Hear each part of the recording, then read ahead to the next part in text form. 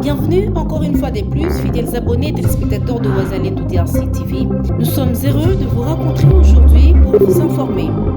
Mais avant tout, abonnez-vous, aimez et partagez massivement pour ne rien rater. Sortant de son silence, le porte-parole national des Ouazalendo en RDC, Abiarima Nambidze, pointa du doigt Bertin Kirivita, élu de Massissi, connu comme disciple et envoyé du Rwanda au sein de l'Assemblée nationale et aussi membre du M23 AFC, qui réside à Nairobi. Le porte-parole de Ouazalendo demande à l'Assemblée nationale de tout mettre en œuvre pour dénicher tout cela qui sème la terreur en coulisses. Tout en rendant hommage à Mamadou Ndala Mustafa, au général Baouma Lucien, au général Chirimwami Peter, ainsi qu'à d'autres combattants qui ne cessent de se battre pour que la paix soit une réalité dans l'Est de la République démocratique du Congo. Celui-ci appelle tous les patriotes et Ouazalendo à rester sereins pour prouver à suffisance la force du patriotisme.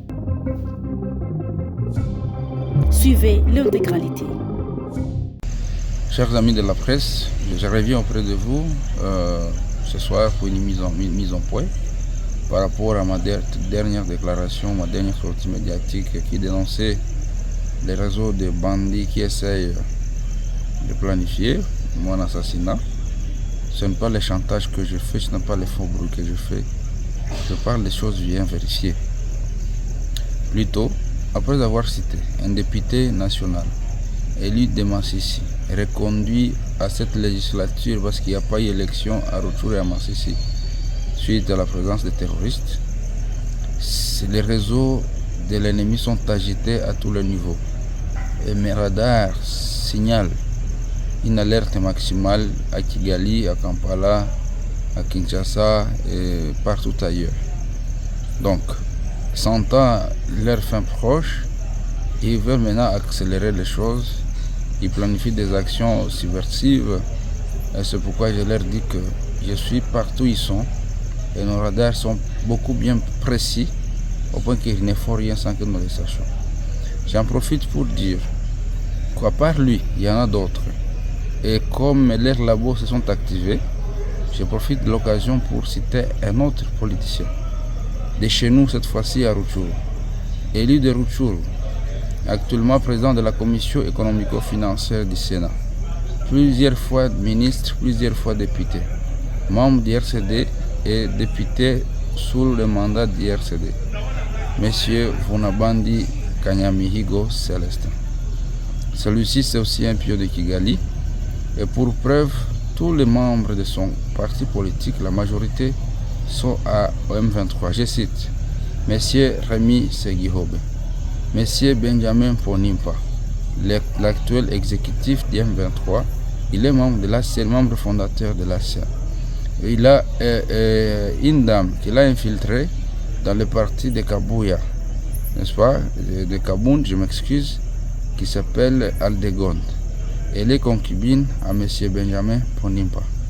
Il a une fille qu'il a recommandée au ministère des Droits Humains, qui s'appelle Ingrid Ichimpaye. Elle est la sœur de Aldegonde. Tout ce qui se passe là, tout ce qui se planifie là-bas, passe la nuit à Kigali dans les labos. Et il y a M. Marcel Bissoukiro. Ce qui me fait trop regretter, c'est le fils d'un ancien dignitaire de ce pays, qui fut Premier ministre, qui fut le ministre du Commerce dans le tout premier gouvernement de Lumumba. C'était la fierté pour nous, la communauté Hutu. Fort malheureusement, il a laissé une progéniture sans conscience, effectivement parce que détourné par ces vautours qui se disent leaders alors qu'ils ne le sont pas. Monsieur Bissoukiro, présentement actuellement à Gisenyi, a quitté Kinshasa via Kampala, membre du parti politique Action pour le Congo Nouveau, ASEN, de Célestin Vunabandi. Il est au M23. Une certaine Bénédicte, qui était, n'est-ce pas, protocole au cabinet privé de Vunabandi, est actuellement au M23, Loja à Gisenyi. Donc, ce que nous faisons, c'est le patriotisme pire. On ne vise pas une communauté, on ne vise pas un individu, mais pour la cause de l'existence de notre pays, la RDC, nous ferons tout. Et nous dénoncerons s'il le faut même nos propres parents si du moins il dénonçait. J'en profite de cette occasion pour attirer l'attention de Vital Kamerhe. Ou soit il est dans les coups, ou soit il est traîné innocemment dans des histoires qu'ils ne connaissent pas. C'est lui qui protège monsieur le fameux Kirivita Célestin Sebujangwe.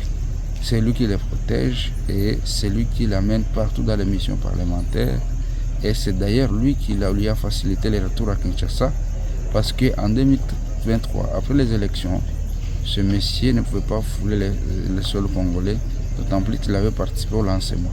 Il aurait fallu que Vital Kamerhe soit élu président après avoir éjecté Mbosso pour que ce monsieur revienne à Kinshasa. Voilà pourquoi il circule dans toutes les missions parlementaires, mais souvent il décolle de Nairobi, il rejoint Kamerhe là où ils doivent se retrouver, et après la mission, il ne rentre pas à Kinshasa, il rentre plutôt à Nairobi. Donc ce que je vous dis, ce que je vous dénonce, cher peuple congolais, c'est vérifié. Et j'invite leurs labos, leurs loges sataniques, qui doivent cesser de nous attaquer, nous les Wazalendo. Ils doivent cesser, n'est-ce pas, de m'attaquer personnellement. Parce que nous avons beaucoup de leurs morts dans le placard, et s'il faut les sortir, et même leurs enfants n'auront plus au passé. Voilà, chers compatriotes. J'en profite de cette occasion pour dénoncer les massacres perpétrés à Komanda par les prétendus ADF. J'attire l'opinion nationale et internationale qu'il ne s'agit nullement pas des ADF. Il s'agit plutôt d'un coup monté, d'un simulacre, n'est-ce pas, d'attentat organisé par l'Ouganda dans l'objectif de vouloir se maintenir sur le sol congolais. Parce que après la visite de Muhoozi Kainerugaba, qui s'est soldé par un fiasco, ils doivent mettre toutes les batteries en marche pour contraindre le gouvernement congolais à maintenir les opérations Soudia. Les opérations Soudia, c'est un arbre qui cache la forêt. Pourquoi? Parce que l'Ouganda voudrait maintenir l'exploitation, le monopole d'exploitation du pétrole dans le Graben et dans le parc Albertine, qui est voisin au parc national de Virunga. Exploitant ce parc, ce pétrole, on va vider un réservoir parce que c'est liquide. On ne saura pas limiter le pétrole du Congo, le pétrole de l'Ouganda. Les pipelines sont en train d'être installés. Et le pétrole est exploité par la société Total française. C'est la première motivation de maintien de l'insécurité dans la partie orientale de notre pays. La deuxième motivation, c'est l'exploitation illicite de l'or parce qu'il y a déjà un filon bien précis, précieux et vierge depuis l'Oubero jusque dans la province orientale. Pour preuve, ceux qui peuvent vérifier, ils vont se rendre compte que dans les Grands Nord maintenant, comme dans l'Ituri, il y a la présence des hommes blancs qu'on ne sait pas encore identifier qui sont investis, n'est-ce pas, dans l'exploitation de l'or. Et à part ça, il y a le cacao de Beni. C'est aussi un gisement que les gens ignorent.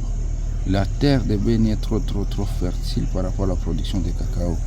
Le cacao, c'est l'or noir. Et au Congo, le cacao cultivé est exporté via l'Ouganda. Et trop souvent, le prix d'achat à Beni est presque la moitié du prix d'achat au-delà de la frontière du côté Ouganda. Et donc tout ça sont des motivations qui motivent ces pays à nous maintenir dans le chaos, un peu comme le Rwanda le voudrait dans la partie sud de la province du Nord Kivu, de la partie du Sud Kivu, dans l'objectif de vouloir maintenir son influence sur les gisements miniers, l'or, le cobalt, le cuivre, le cassiterite, le coltan, manganèse, tourmaline, ainsi de suite. Et donc, cette guerre qu'on nous impose, c'est une guerre économique, c'est une guerre de survie pour ce pays. Et si nous ne voulons pas intégrer cet aspect dans tout ce que nous faisons, nous allons la perdre alors que nous avons l'avantage d'être les gagnants. Donc, j'invite le peuple congolais encore une fois à la vigilance, le président à la détermination, les Wazalendo comme les FRDC, et du patriotisme de maintenir le moral au cap au zénith, parce que cette guerre est la toute dernière et nous allons la gagner une bonne fois pour toutes pour vivre un pays pacifié, fort et prospère au cœur de l'Afrique qui va arroser toute l'Afrique et pourquoi pas tout le monde entier. Voilà, et je salue par l'occasion l'implication directe du président américain Donald Trump qui agit cette fois-ci avec honnêteté et sincérité envers le peuple congolais. Nous lui sommes reconnaissants, nous lui sommes plutôt reconnaissants Et nous croyons fermement que cet engagement qu'il a pris pour la paix en RDC sera effectivement rétabli et cette paix va arroser la région des Grands Lacs, pourquoi pas l'Afrique et le monde. J'attire encore une fois l'attention de ce traître. Il est grand temps de se convertir. Abandonnez les lots sataniques, abandonnez le Rwanda, l'Ouganda, ils n'ont rien à vous payer. Vous êtes général, vous êtes député, vous êtes ministre, vous n'avez rien à envier, même pas un Nyumbakomi congolais n'a pas envie au Rwanda. Moi personnellement, je n'envie rien au Rwanda. Parce que Dieu nous a donné tout. Nous sommes dans un paradis terrestre, dans une terre promise. La nouvelle Jérusalem, c'est au Congo, tel qu'elle avait prédit Simon Kimbangu. Ainsi donc, nous les Wazalendo, les vrais, et tout le peuple congolais de FARDC, nous ne trahirons jamais ce Congo. Nous resterons unis tant qu'il le faudra et jusqu'à ce qu'on sera sûr que la paix est rétablie. Cette guerre, nous l'avons déjà gagnée, comme je l'ai dit tantôt. Il ne reste que l'accomplissement. Ceux qui sont dans l'aspect spirituel sachent interpréter ce que je dis et je vous promets à ces incrédules qui ne veulent pas croire que bientôt ils vont palper la réalité par leurs doigts.